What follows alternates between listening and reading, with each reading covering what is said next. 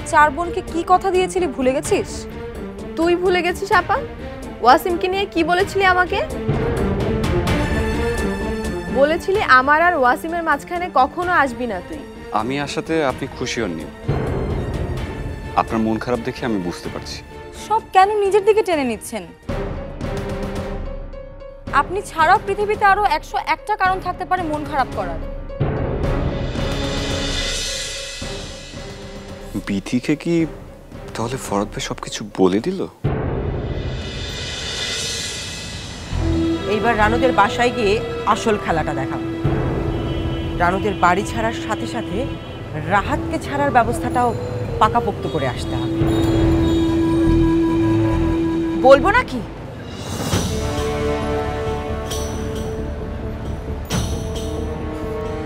আমাদের তো একবার রানুদের বাড়িতে যাওয়া দরকার। আসলে ওদের এই অবস্থায় আমার হবু ভাবিটার খবর নেওয়া দরকার না? তোমাদের যদি যেতে ইচ্ছে হয় যাও, আমি যাচ্ছি না। এই ফরাদ, ওদের দুজনকে একলা একলা পাঠানো এটা বোধহয় বুদ্ধিমানের কোনো কাজ হবে না। এটা কিন্তু আমাদেরকে ভীষণ অপমান করা হলো। আমরা ভাইয়ের হবু বউয়ের বাড়িতে যাব, একটু সান্ত্বনা দেব, আর অন্তু এতটা আগ্রহ নিয়ে কথাটা বললো। এই কারণেই তো সন্দেহটা। ফরহাদ, তুমি কিছু বলবে? ওকে, গাড়িতে ওঠো সবাই, আমিও যাচ্ছি। ফরহাদ একটু শুনবে না? বলছিলাম কি, থাক আজ, মানে আমাদের একটা জরুরি কাজের কথা হঠাৎ মনে পড়ে গেছে, তাই না রে অন্তু? হ্যাঁ, তাছাড়া আমার শরীরটাও খুব খারাপ লাগছে। আসলে সারাদিন এত চাপ গিয়েছে না আমার উপর। তার থেকে বরং রাতে না হয় রানুর সঙ্গে ফোনে কথা বলে নেব, কেমন?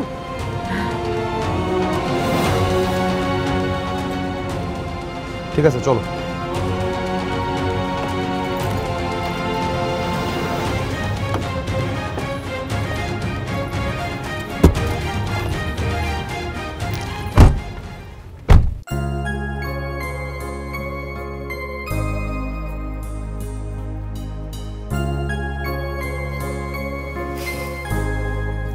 এই সন্ধ্যাবেলা শুয়ে আছিস যে, কি হয়েছে?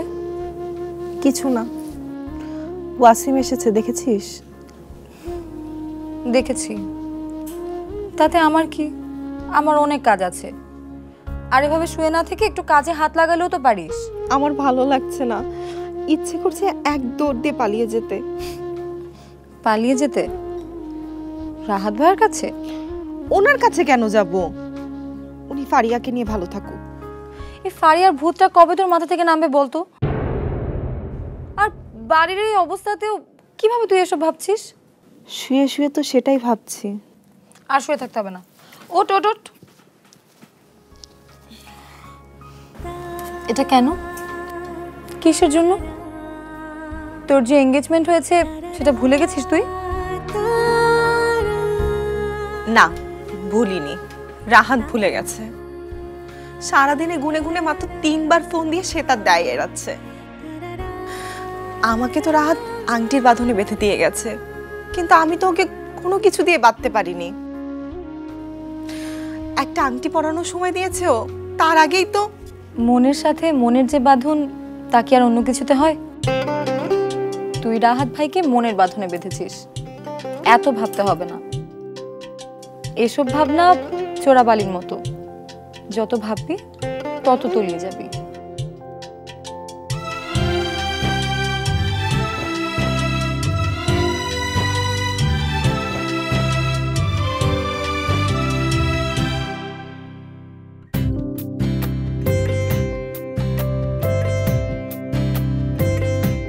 আমার জন্য এমন কেউ করলে আমি তার প্রেমে পাগল হয়ে যেতাম।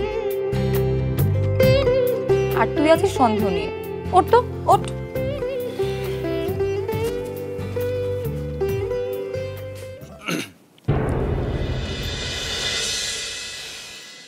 আপনি এখানে? না, আসলে লিলি আমাকে উপরে নিয়ে এসছে। তাহলে লিলির কাছে যান, এখানে কি করছেন? একটা সিনেমার কাজে ওকে পরিচালকের সাথে কথা বলিয়ে দিচ্ছি। আমি আসলে আসতে চাইনি, হঠাৎ আপনার গলার আওয়াজ শুনে চোখ চলে গেছে।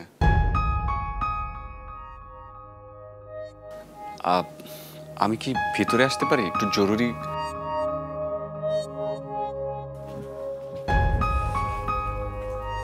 না, যা বলার এখানেই বলুন। বিধি, ওনাকে নিয়ে বসার ঘরে যা। তোর সামনেই বলুক না পা, কোনো সমস্যা নেই। আমি আসলে যা বলতে চাচ্ছি তা ওনার সামনে বলাটা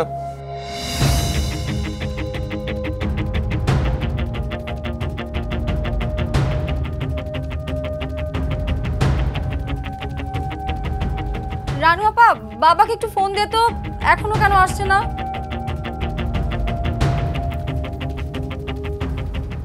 এখন বলেন।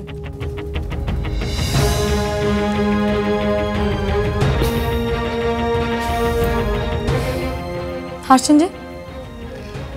না, আপনার সবাইকে নিয়ে অনেক চিন্তা, কিন্তু যে আপনাকে নিয়ে সারাক্ষণ ভাবে তাকে নিয়ে শুধু আপনার চিন্তা নেই।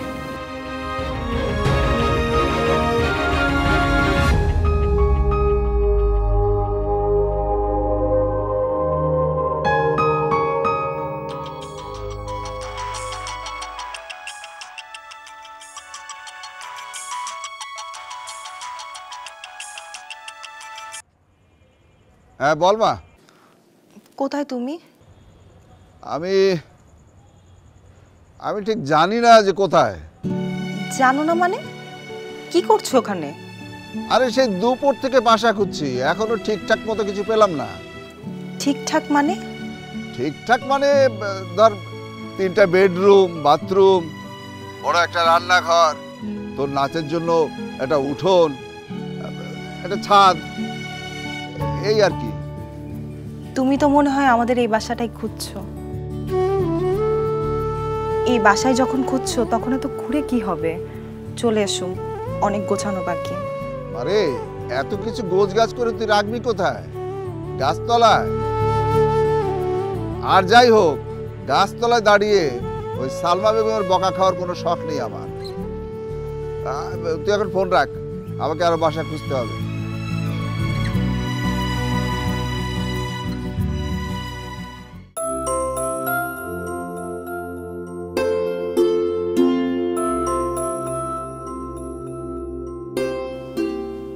বাড়িটা অনেক সুন্দর, এখানে না আসলে বুঝতেই পারতাম না এত সুন্দর একটা বাড়িতে থাকেন। রুম বোধ হয় অনেকগুলা, না? জায়গা কতটুকু? আপনার পূর্বপুরুষেরা জমিদার ছিলেন নাকি? না হলে এই বাড়ি... আপনি কি এসব কথাই বলতে চেয়েছিলেন আমাকে? না মানে, এই বাড়ির মানুষগুলো অনেক সুন্দর।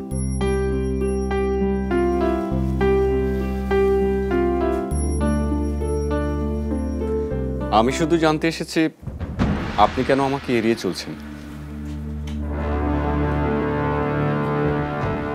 সেদিন রেস্টুরেন্ট থেকে আসার পর আপনি আমার সাথে যোগাযোগ করেননি। আমার ইচ্ছে করেনি। আমারও ইচ্ছে করেনি আপনার থেকে দূরে থাকতে, তাই তো আপনাদের বাড়িতে চলে আসছি। আমি স্পষ্টভাবে কথা বলতে পছন্দ করি, তাই মানুষের কাছ থেকেও স্পষ্টভাবে কথা শুনতে চাই। আপনি একজন সিনেমার নায়ক, আপনাকে ঘিরে মেয়েরা থাকবে, আপনিও মেয়েদের সাথে ভাব জমাবেন, এটাই স্বাভাবিক। কিন্তু সবার ভাবনা তো আর এমন না। যেমন আপনি? হ্যাঁ আমি, আর আমার পরিবারের সবাই এভাবেই ভাবে। আর এরকম হুট করে বাসায় চলে আসাটাও না আমার পছন্দ না। আমি লিলিকে রেখে দিচ্ছি। সেদিন ফরাদ ভাই আপনাকে কি বলেছিল?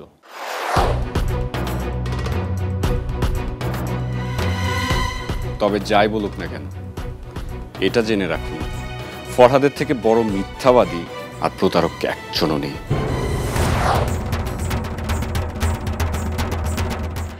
একদম বাজে কথা বলবেন না ওনাকে নিয়ে। আমি ফরহাদকে খুবই ভালো করে চিনি, ওনার মতো ভালো মানুষই হয় না। আর হ্যাঁ, উনি আমাকে বলেছেন তো, অনেক কিছুই বলেছেন। কি বলেছেন? আপনি ওয়াসিমের ব্যাপারেও আরেকদিন বলবেন বলেছিলেন, কিন্তু আর বলেননি। ওয়াসিম আর ফারিয়া দুজনের গল্প একটাই। কি হলো, চুপ করে আছেন কেন? বলেন কি বলেছে। ফারিয়ার সাথে আপনার কি সম্পর্ক? কি করেছেন আপনি ফারিয়ার সাথে?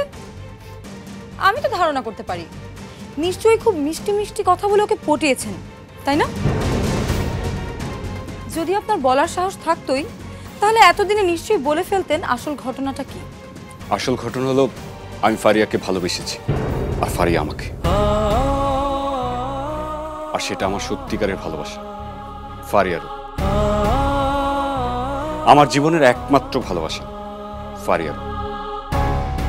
আর সেই ভালোবাসার মানুষকে আমার কাছ থেকে দূরে সরিয়েছে আপনার এই ভালো মানুষ, ওই ফরহাদ। ওনাকে খুব ভালো করে চেনেন বলছেন, তাই না? যতটুকু চেনেন পুরোটাই তার মুখোশ। তার আসল চেহারা আমি দেখেছি। এই আমি কি দেখেছেন? সেটা অনেক বড় গল্প। আমি শুনতে চাই। আমার বাবা ফরহাদ ভাইয়ের বাবার অধীনে কাজ করতেন। জন্মের সময় আমার মা মারা গেছেন, বাবাও বেশি দিন বাঁচেননি। এই গল্পটা এর আগেও আপনাকে একবার বলেছি। আমি এতিম হয়ে গেলাম। আমাকে আশ্রয় দিলেন ফরহাদ ভাইয়ের বাবা হায়াত সাহেব। খুব ফেরেস্তার মতো মানুষ, কিন্তু ফরহাদ ভাই ছোটবেলা থেকে আমাকে সহ্য করতে পারতেন না, বড় হওয়ার পরেও। ঠিক কি হয়েছিল আমি সেটা জানতে চাই। ফারিয়াকে ভালোবেসেছিলাম আমি, নিজের চেয়েও বেশি।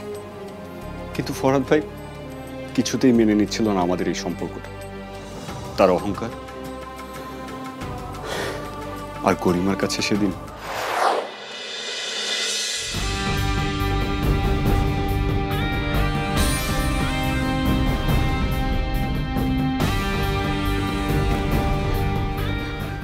ভাইয়া নাকি কালই আমাকে লন্ডন পাঠিয়ে দেবে। আমি এখন কি করব? কেঁদো না তুমি, আমি সব ব্যবস্থা করে ফেলেছি। তোমাকে এখান থেকে আমি অনেক দূরে নিয়ে যাব। বাইরে গাড়ি রেডি। তাহলে এক্ষুনি চলো, আর দেরি করবো না। চলো চলো।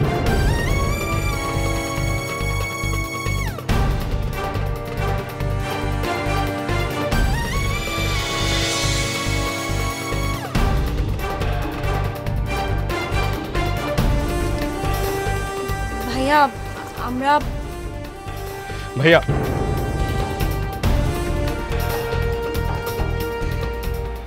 ওকে আমার সাথে যেতে দিন।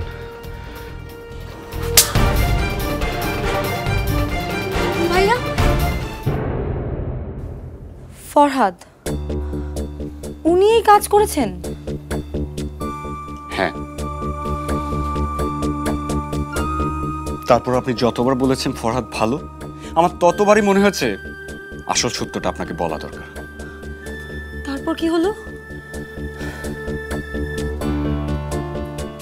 তারপরের ঘটনা খুবই কষ্টের, আপনার শুনতে ভালো লাগবে না। তবু আমি শুনতে চাই। এই ব্যাগের ভিতর তোর সব জিনিসপত্র দেয়া আছে। এখান থেকে সোজা বেরিয়ে চলে যাবে তুই। টানেও তাকাবি না, বায়েও তাকাবি না। আর ভুলেও যদি ফারিয়ার সাথে কোনোদিন যোগাযোগ করার চেষ্টা করেছিস তাহলে তোর বেঁচে থাকাটা আমি একদম অসম্ভব করে ছেড়ে দেব। সেজন্য আমার যা খুশি হতে পারে তাতে আমার কিচ্ছু আসে যায় না। ভাইয়া ভাইয়া আমার লাস্ট একটা অনুরোধ, তুমি ফারিয়ার সাথে একবার। খবরদার! ফারিয়ার নাম আমার জীবনের মুখে আনবি না। এখন বেরিয়ে যা। Get lost!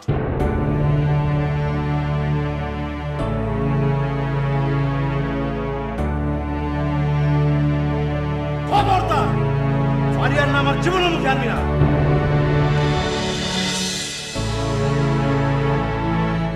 ওয়াসিম ভাই, কোথায় আপনি? আমাকে ফাঁকি দিয়ে গেলেন, তাই না?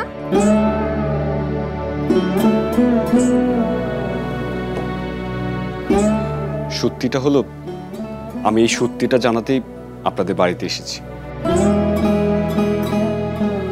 আপনি আমাকে যতই খারাপ ভাবুন না কেন, এই অল্প পরিচয়ে আমি আপনাকে যতটুকু চিনেছি আপনি এক অনন্য মেয়েবিধি।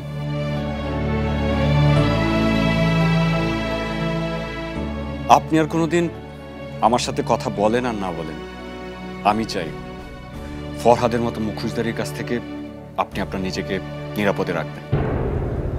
কোথায় আপনি?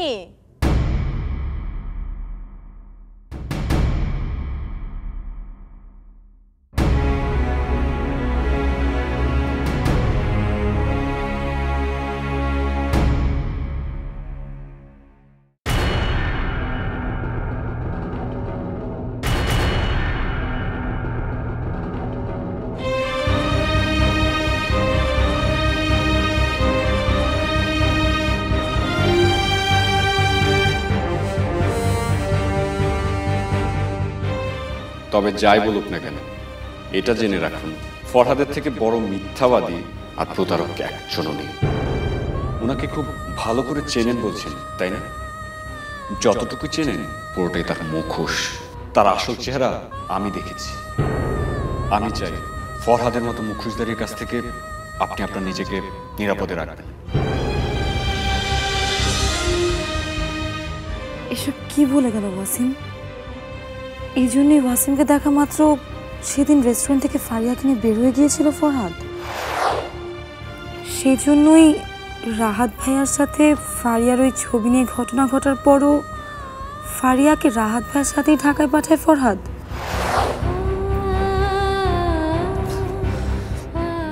ফরহাদ জানতো রানু আপা ফারিয়ার ব্যাপারটা ভালোভাবে নেবে না, তারপরও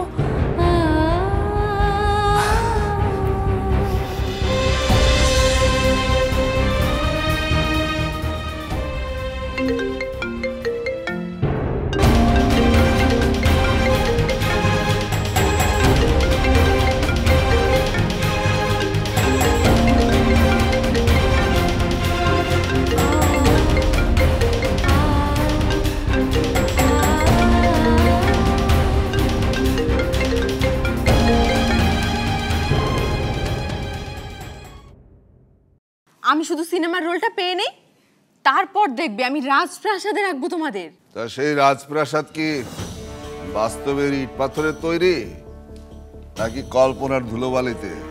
কি বলতে চাও তুমি? আমার মন অশুদ্ধ?